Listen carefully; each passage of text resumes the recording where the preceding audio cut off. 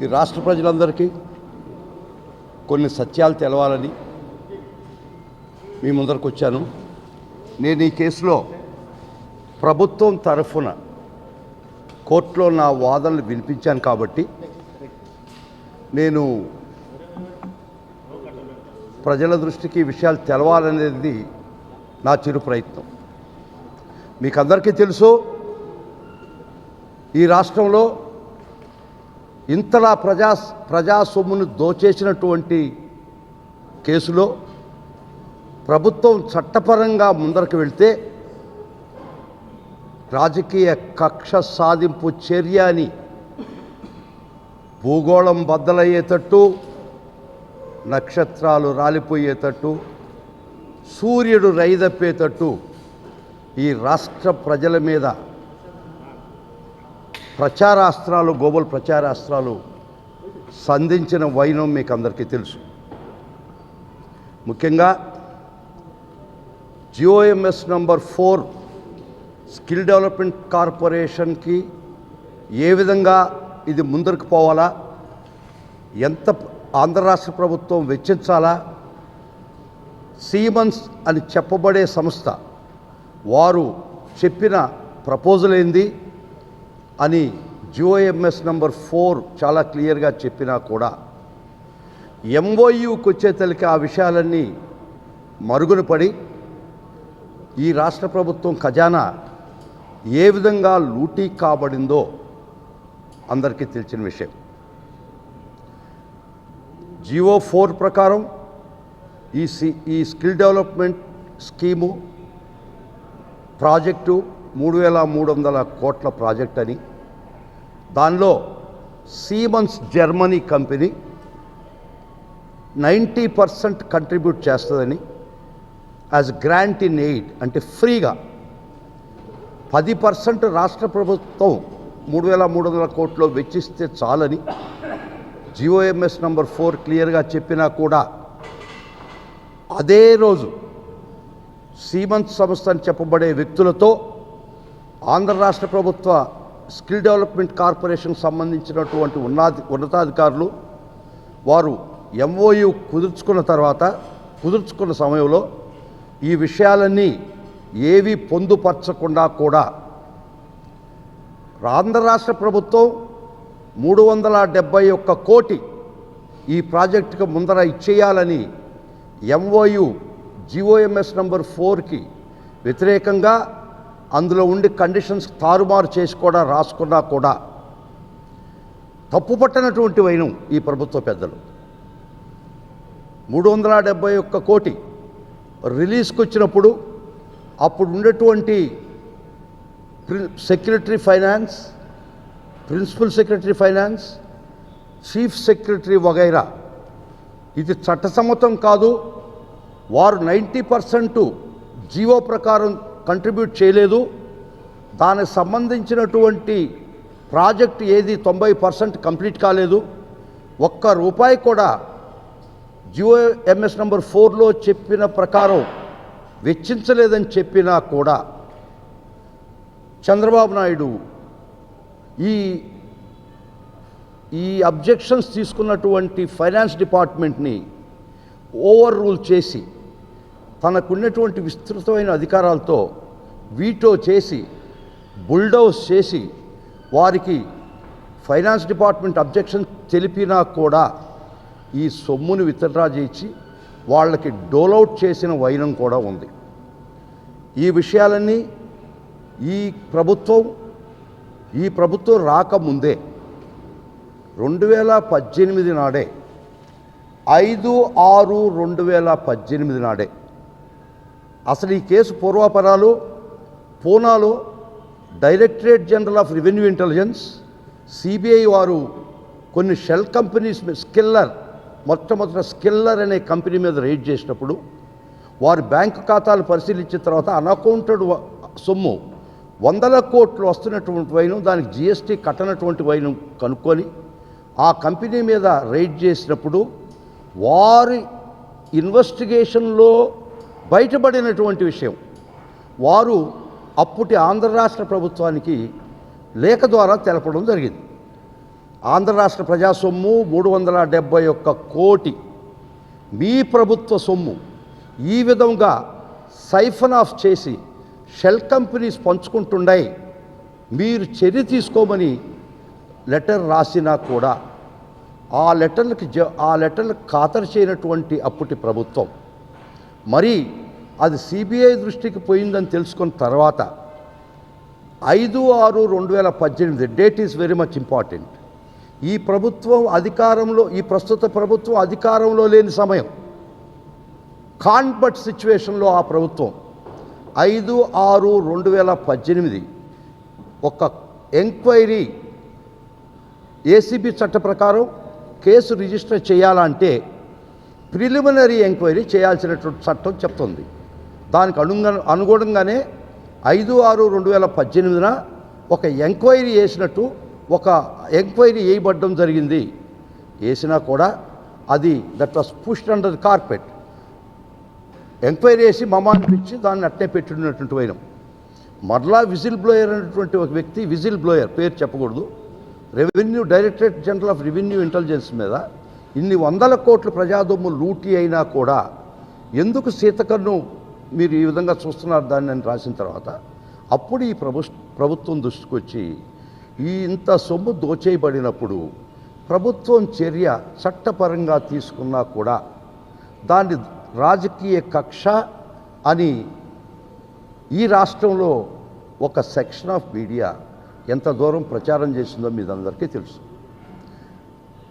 ముఖ్యంగా ఈ సాక్ష్యాలన్నీ సిఐడి సేకరించి అప్పటికి ఈ ఫైనాన్స్ సెక్రటరీ వీళ్ళందరూ 164 స్టేట్మెంట్లు, సిఆర్పిసి 164 స్టేట్మెంట్లు అంటే పోలీసు వారి దగ్గర ఇచ్చినటువంటి స్టేట్మెంట్లు కాదు, గౌరవ మ్యాజిస్ట్రేట్ ముందర ఇచ్చినటువంటి స్టేట్మెంటు.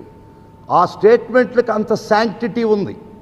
గౌరవ మ్యాజిస్ట్రేట్ ముందర ఈ ఉన్నతాధికారులు ఫైనాన్స్ డిపార్ట్మెంట్లో ఉన్నటువంటి పనిచేసినటువంటి అప్పుడు అబ్జెక్షన్ చెప్పినటువంటి secretary, principal secretary, chief secretary అందరికీ కొందరై 164 స్టేట్మెంట్లు మ్యాజిస్ట్రేట్ దగ్గర ఇచ్చిన పిదప ఈ ప్రస్తుత ప్రభుత్వం ఎంక్వైరీ మొదలుపెట్టి చట్ట ప్రకారం అడుగులు ముందరక వేసినా కూడా దాన్ని రాజకీయ కక్ష అనే మంత్రజలంతో ఆ పాపాన్ని కడిగేసుకోవాలని ఆ గత ప్రభుత్వం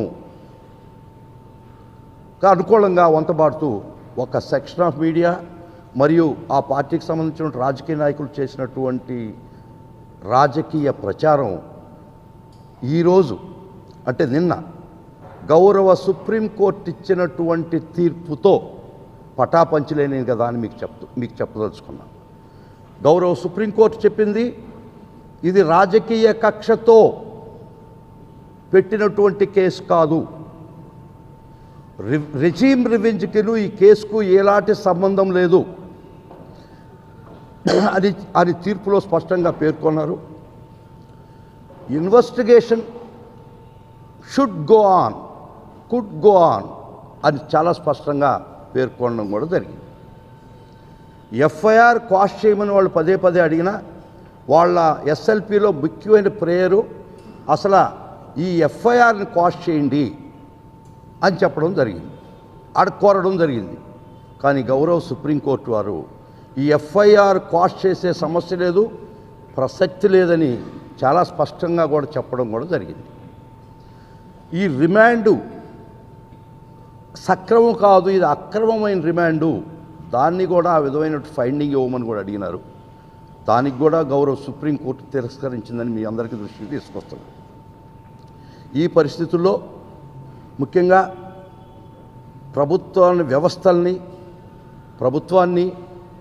ప్రభుత్వం తరఫున వాదించే మా లీగల్ టీంని, ముఖ్యంగా నన్ను ఏ విధంగా దూషించారో మీ అందరికీ తెలుసు.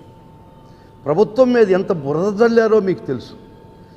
గత ప్రభుత్వంలో ఇంత ఎత్తున ప్రజాధనం లూటీ అయినా కూడా ఆ విషయాన్ని పక్కన పెట్టి ఈ ప్రభుత్వ ధనాన్ని కాపాడాలా అనే ఒక ఉద్దేశంతో చట్ట ప్రకారం ముందుకు అడుగులేసినటువంటి ప్రస్తుత ప్రభుత్వాన్ని ఏ విధంగా ఈ ప్రచార మాధ్యమాల ద్వారా వారు ఈ ప్రభుత్వాన్ని అటాక్ చేశారో అందరికి తెలిసినటువంటి విషయం. అవన్నీ పక్కన పెట్టినా న్యాయమూర్తుల్ని గౌరవ కోర్టులను కూడా వదలకుండా ఓ దుష్ప్రచారమైనటువంటి ఒక విపరీత ధోరణులతో టీవీ డిబేట్లతో ప్రింట్ మీడియాతో భయపెట్టే పరిస్థితి చేసినటువంటి వైనం మీ అందరికీ తెలుసు. వ్యవస్థను ప్రతిక్షణం భయపెట్టారు. ఏ విధంగా అంటే మీకు అందరికీ తెలుసు, ఆ రాజమండ్రి జైలు సూపరింటెండెంట్ పాపం వాళ్ళ భార్య ఆఖరి రోజుల్లో క్యాన్సర్తో బాధపడుతూ సావుకు చాలా దగ్గరగా గంటలు క్షణాల్లో ఉంటే వారు సెలవు మీద వెళ్ళిపోతే ఆ సెలవు కూడా ఆయన్ని ఈ ప్రభుత్వం బెదిరించి సెలవులో పంపించేసిందని ఎంత దుర్మార్గంగా ప్రచారాలు చేశారో మీ అందరికీ తెలియని విషయాలు కాదు. దీన్ని బట్టి ఏమవుతుందంటే ఈ స్థాయిలో ఈ వ్యవస్థలను భయపెట్టి ఈ స్థాయిలో ఈ వ్యవస్థల తరఫున నిలబడే అడ్వకేట్లను భయపడి ప్రభుత్వం తరఫున వాదిస్తున్నటువంటి నాబోటోని భయపెట్టి వాళ్ళు అబాస్పాలు చేసి వ్యక్తిగత హననం చేసి అందరినీ నిర్వీర్యం చేయాలని ఒక దురుద్దేశం తప్పక ఇది అందరికీ ప్రజలకి చెప్పాల్సినటువంటి అగత్యం ఉంది. చంద్రబాబుని మామూలుగా ఈ దేశంలో బహుశా ఏ ప్రభుత్వం కూడా అంత గౌరవంగా సహృదయంతో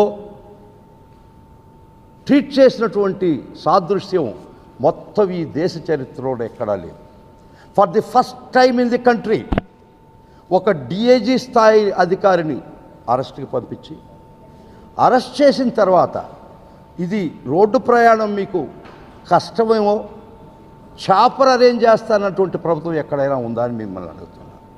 for the first time in the country ఒక రాజకీయ ప్రత్యర్థి అనేది పక్కన పెడితే ఒక ముద్దాయికి ఇన్ని ఫెసిలిటీలు ఇచ్చి ఇంత గౌరవం ఇచ్చి వారి వయస్సుకు గౌరవం ఇచ్చి ఫస్ట్ ఇది మొట్టమొదటి కాదా ఈ దేశ చరిత్రలోనే ఇంత సహృదయమైనటువంటి ప్రభుత్వం ఎక్కడైనా ఉంటే నాకు చెప్పండి.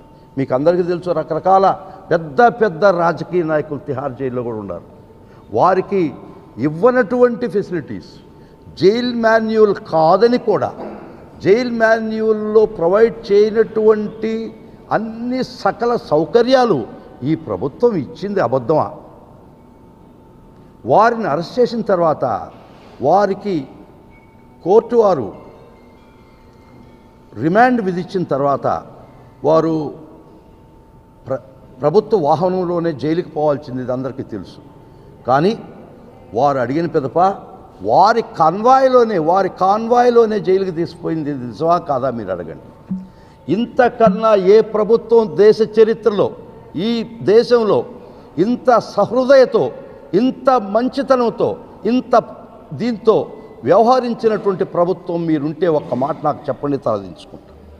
రాజకీయ ప్రత్యర్థులు చాలామంది అరెస్ట్ చేసి ఈరోజు కూడా ఢిల్లీలో చాలా పెద్ద పెద్ద ప్రముఖులు జైల్లో వేయడం జరిగింది.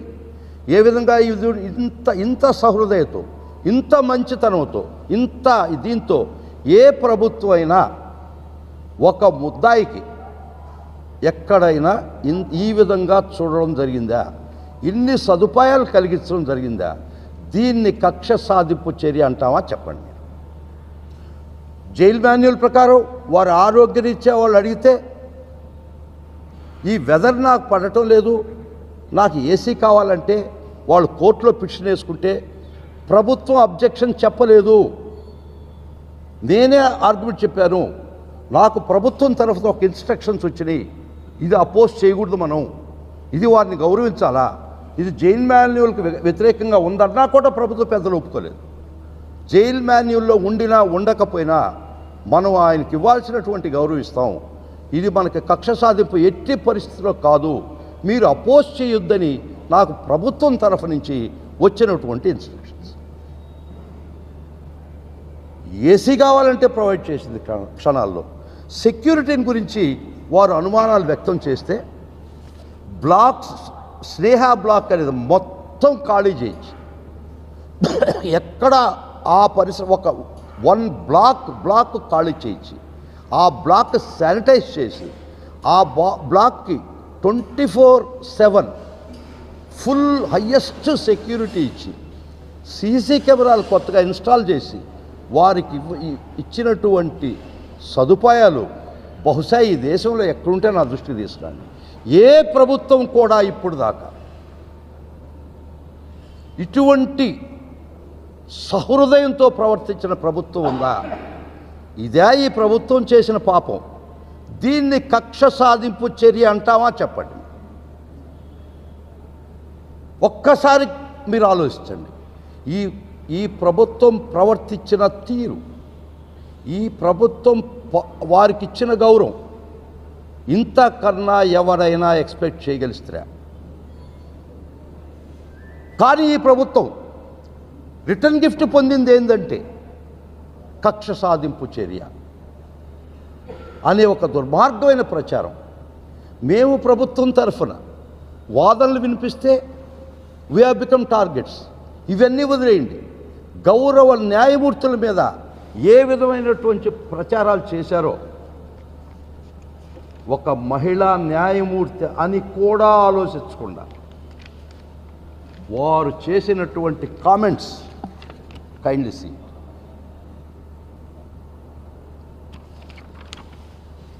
వ్యవస్థలను మేనేజ్ చేసే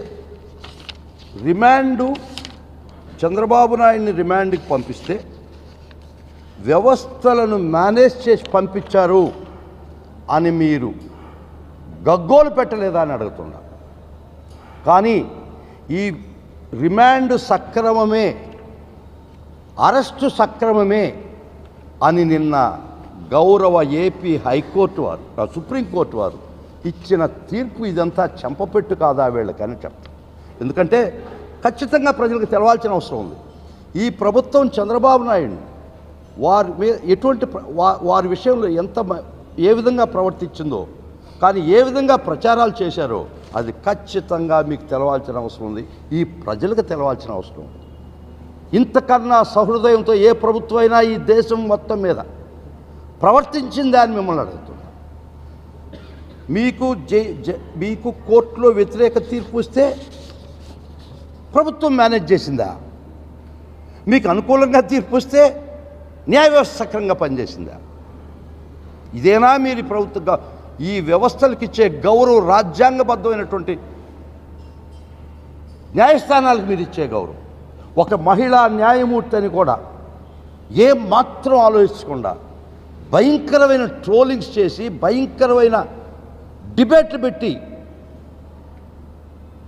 మానసికంగా వేధించింది ఎవరో అని మీరు గుండె మీద చేసుకుని ఆలోచించండి. అయినా కూడా ఈ ప్రభుత్వం రాగద్వేషాలు